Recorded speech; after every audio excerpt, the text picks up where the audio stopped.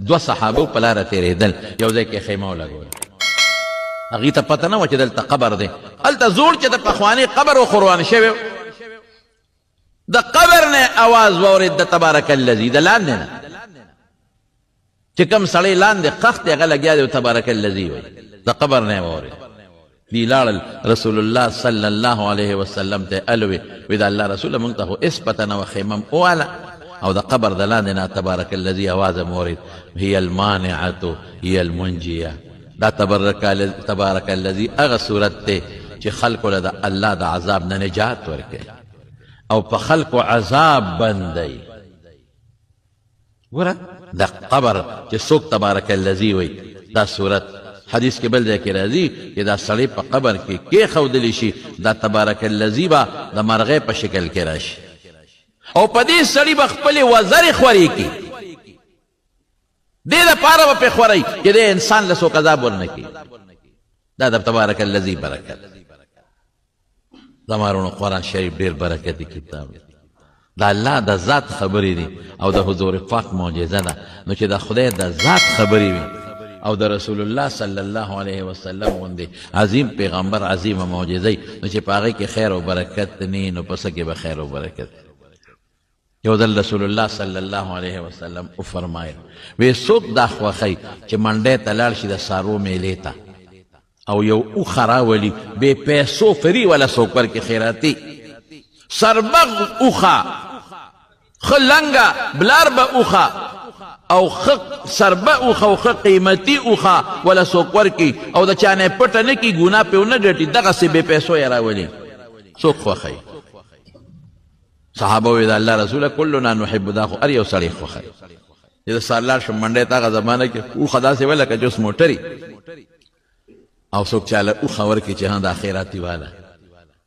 فری والا او خخ سربه او قیمتي پی والا هر سړی خوښوي رسول الله مبارک وفرمایل چې سار وختي چا د قرآن شریف په یو آیت ووی د خدای په نزد د یوې اوښې نه زیات دی چې دوه ووی د دوو اوښو نه زیات دی چې درې ووی د درې اوښو نه زیات دی دغسې ورپسې ځه یو آیات چې دی ووی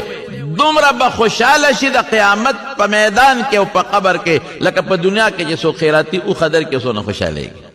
درې آیتونه دی ووی په قبر کې او په آخرت کې به دومره خوشحاله لکه چې دنیا کې درې اوښې له مفته کې څوک درکړي او ته خوشحاله یو آیت دی ووی دومره به الله ثواب درکړي لکه چې اوښه دی لاله کړه او ثواب دی او ټولې غوښې دی د خدای په نوم وویشل چې دوه آیته دی ووی دومره اجر به خدای درکړي لکه دوه اوښان چې دی لال کړل دوه اوښې او د هغې ثواب دی وګټه او غوښې دی غونډې خیرات کړې څونه برکتي دی قرآن شریف لیکن زمونږ خلکو قرآن ته شا کړی پخوا به ښه خلکو به سهار وختي د قرآن شریف تلاوت کوه مازدیګر به بیا تلاوت کوه موږ هم په دې جومات کې دلته کوټه وه دغه ځای برنډه وه باباجي سره مولانا شهزاده صاحب رحمت الله علیه هغه سره به سبق وي دلته به دا خلک ناست وو سهار مانځه پسې هغه چې به مونځ وکړو هغه به د عادت و قبلې ته به یې مخ کړې تر اشراقه پورې به هغه په هغه ځای ناست و او چې اشراق مونځ به یې وکړو ته به مونږ به ورسره اکثر د اشراقه پورې ناست و سبق به هم ته وي دا د محلي خلک به دقه ځای ناست و په خدای کې څومره لوی عالم و زه کله کله حیران شم څومره لوی عالم و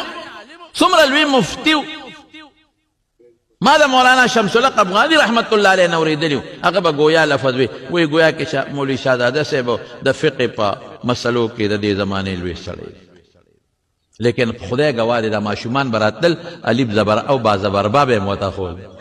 دی نه وی چې دا خو د قاعدې سبق دې ما نه مه وایه بل چا نه وایه الف زبر آ بې زبر با دا به هم خول دې ماشومانو ته به په ناظرم قرآن شریف ښاو دې وړو ته او موږ ته به هم سبق ښاو دا دی به په دې جومات کې ناستو د مازدیګر نه پس به دا ټول طالبان را روان چا به یو کتاب وي چا به بل اړو پغوی نه ساتله نورالانوار او اصول الشاچي او چا حسامي چې په دې مدرسو کې به کوم کتابونه نه شو ویلې کېدې خلک به راتلل هغه کتابونه به یې د هغه نه وي دا به نه وي چې یاره نورالانوار خو هغه طالب وي نو ته هغه سره ځان ملګري که که نه یو نورالانوار ما به یو ځای ته شروع کړو بل به دې بل ځای شروع کړو بل به دې بل ځای شروع کړو د دین دا خدمت یې ټول عمر کړی یقین په خدای وکړه ما ته خو هغه وخت یاد نه دی خو ما اورېدلي دي د خپل والد صاحب نه او د مشرانو نه چې دې مخامخ د بادرخیلو جومات کې په دغه جومات کې چې سار به یې مونځ کو شوې ته به یې ډډه والې وه نو د سار د مانځه پورې به یې 3-4 کتابونه درس کړي داسې شوق د مانځه پورې به طالبانو ته سبقونه ویلي وو یاره وایي دا یو عادت یو چې د سهار د مانځه نه پس تر اشراقه پورې به په خپل ځای ناست و که چا به وله مصلي له کتاب راوړه ښه به یعنې پرې تسبیح به یې اشراق نه پس به بیا شروع شو تر غرمې پورې ماسپښین به یې لږ خوب کو او د هغې نه پس تر ماسخوتنه پورې په دې جومات کې ناست و درسونه به یې کول قرآن به یې خلکو ته خو بلا شاګردان دي اوس هم د قرآن شریف نو پخوا به خلک په قرآن شریفونه راواغېستل ډډه به یې وواله سبق به یې وي مازدیګر نه پس به بیا قرآن شریف راواغېست ډډه به یې وواله سبق به یې وي اوس څه شی دی اوس موبایل دی صاحب هر چا سره موبایل چا سره غټې موبایلې دي او بشیر جان سره خو غټ نه ته خو وړې ورسره خدای چې 3 دي که 4 دي زما دا خوشطبع پورې دغه مه کوې داسې خولې نه مې ووتې چې نن سبا خلکو ټولو موبایلو په جیبونو په لاسونو کې اغېښتې دي او د قرآن نه خلک ایستې الحمدلله په دې وخت کې زمونږ د علماو نه خدای پاک کار اخلي زه خو قسم په خدای ډېر خوشحاله یم زمونږ په کلي کې خو د خدای فضل ډېرې مدرسې دي د الله فضل او په هر جومات کې د قرآن شریف مدرسه را الحمدلله او دلته کې خو زمونږ دا مدرسه را اوس قاري صاحب دې پکې هغه کوي او اکال له انشاءالله که ماشومان زیات شو 2 قاریان به یې که خیر او چې نور هم زیات شو 3 به یې که خیر انشاءالله العزیز تاسو ته ویم چې خپل بچي راولېږئ دلته کې ما تپوس وکړه کال له به که خیري پکې د حفظ هم ډېر کسان به یي انشاءالله العزیز ځکه د چا 12 سپارې د چا زیاتې یادې کړي دي الحمدلله نو زما وروڼو ټول چې څومره یې